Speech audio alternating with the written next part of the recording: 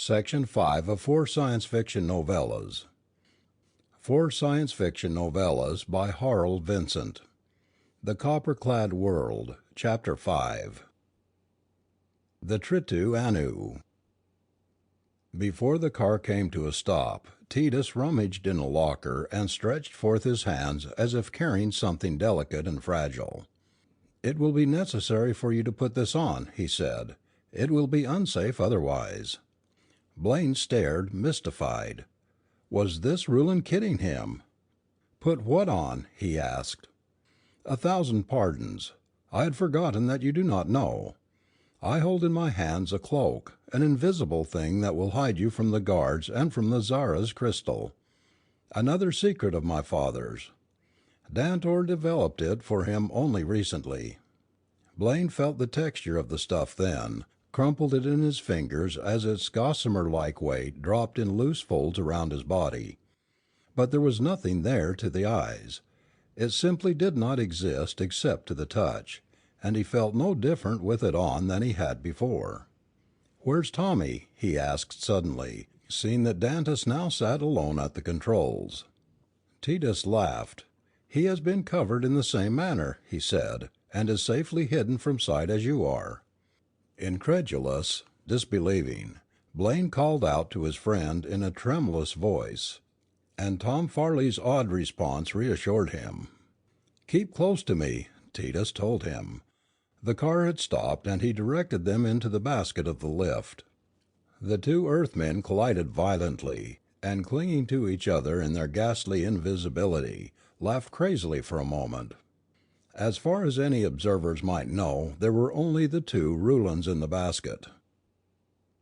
Blaine fingered Pagrani's ray pistol when the cable lowered them swiftly to the roof of a huge steel cylinder that rose, a solitary and unlovely structure, in the midst of the jungle 1,000 miles from Elendar.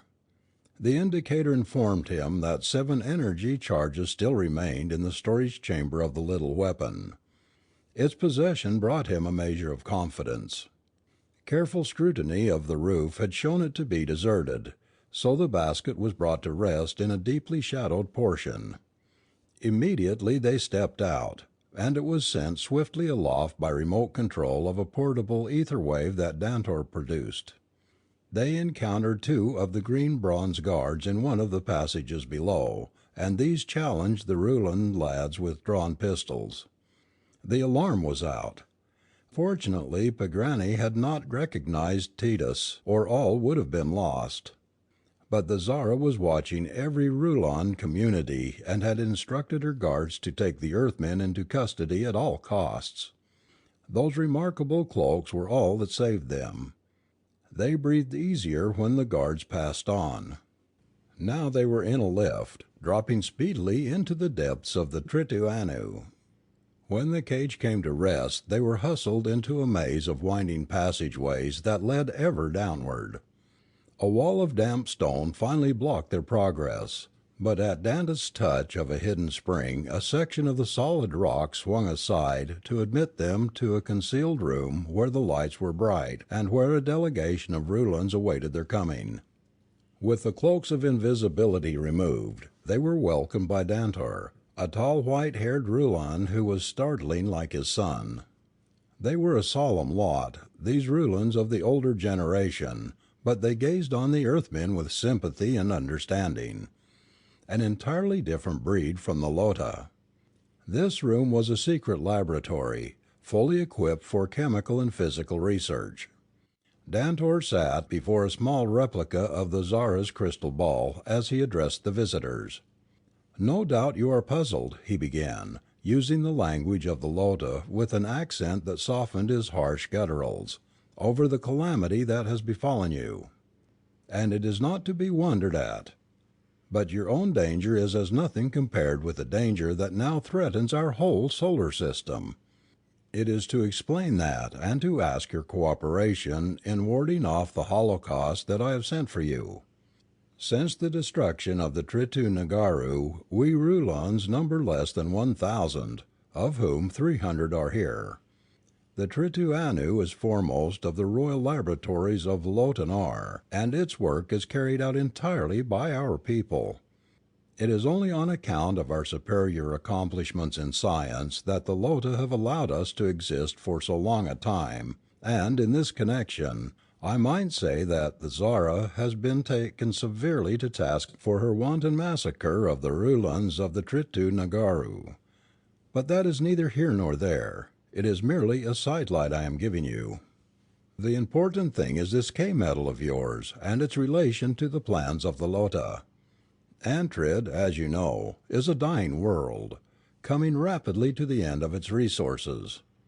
And, as our ancestors did before us, the Lota have been casting their eyes about for a new home.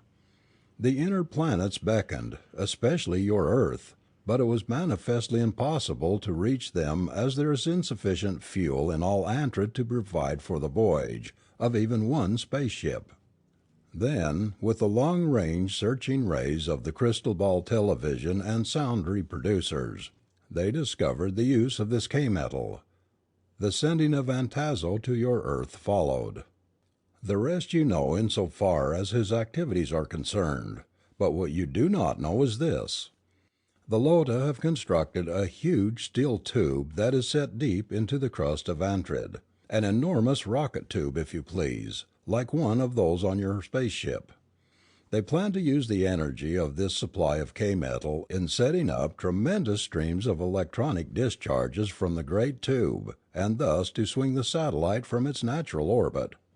They would send this entire world hurtling through space toward the inner planets, and by proper control of the rocket discharges, bring it close to your Earth, where it would become a secondary satellite at close range. Then they could war on you at their leisure and finally take Earth as their new home.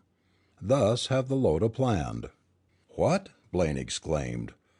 "Why, we'd blast them from the skies before they were started. They haven't a chance." Dantor nodded gravely. "I am sure of it," he agreed. "I have seen your great guns in the crystal.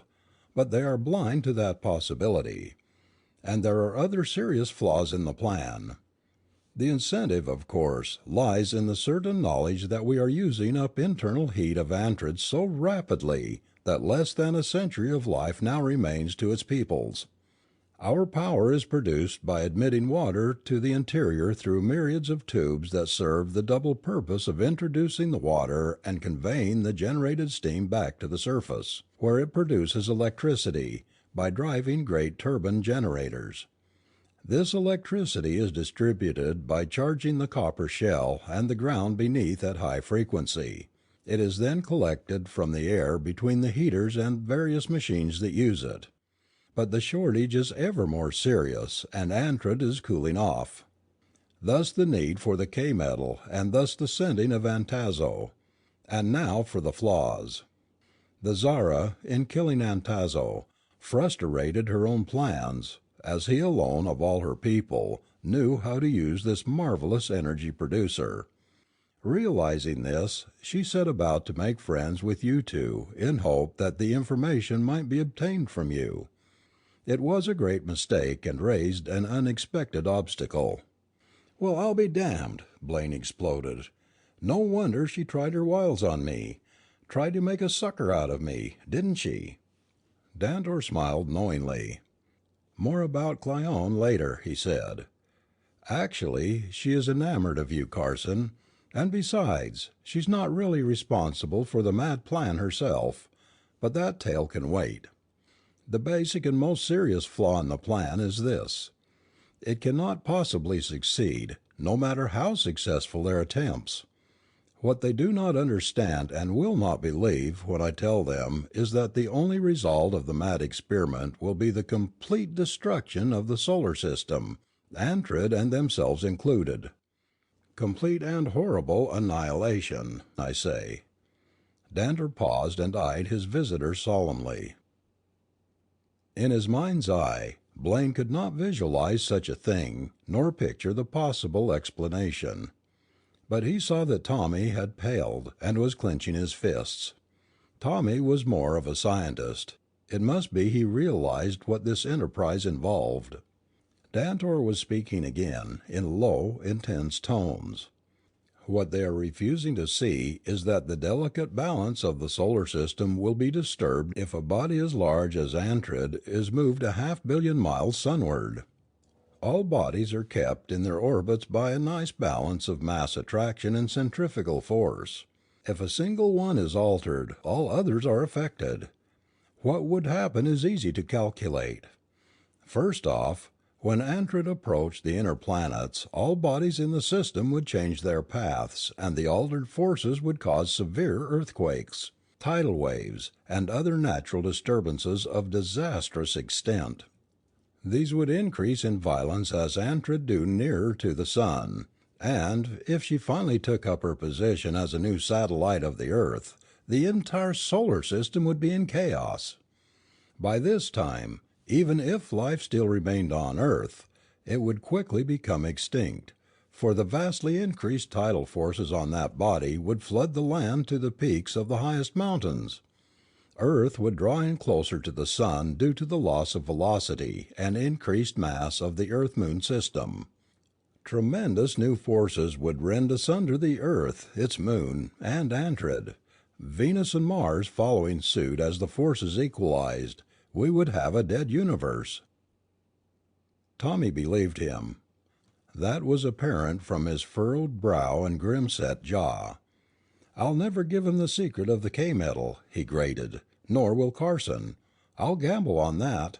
We'll die here before they'll get it out of us." Blaine seconded his remarks fervently.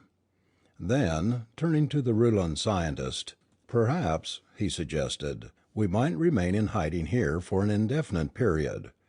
Perhaps even we might contrive a way of getting to the store of K-metal and regaining possession of it. They'd be licked for sure then." Dantor beamed. "That is exactly why I sent for you," he said. Then, sobering anew, he added, "But I fear that would not be the end. They will not give up. Another emissary would be transmitted to duplicate Antazzo's exploit on Earth, and in 5 of your years the danger would again be faced. They would take infinite precaution to prevent a second failure. We must make it forever impossible, now." "How can we? My God, it's hopeless!" Blaine groaned. "Nothing is hopeless, my boy. Consider the plight of the Rulons. No, there is still hope, and we will leave you to think it over, if you are willing. It is necessary that we Rulons show our faces above before we arouse the suspicions of the guards." "Of course we are willing. We'll stay as long as you say, and help." Blaine was intensely earnest, and Tommy chimed in with his old-time fervor and enthusiasm. But hope of success seemed remote. A murmur of approval came from the assembled Rulons, and Dantor wiped a trace of moisture from his tired old eyes.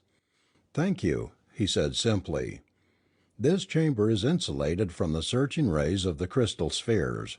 You are safe for the present, and will be supplied with everything you need.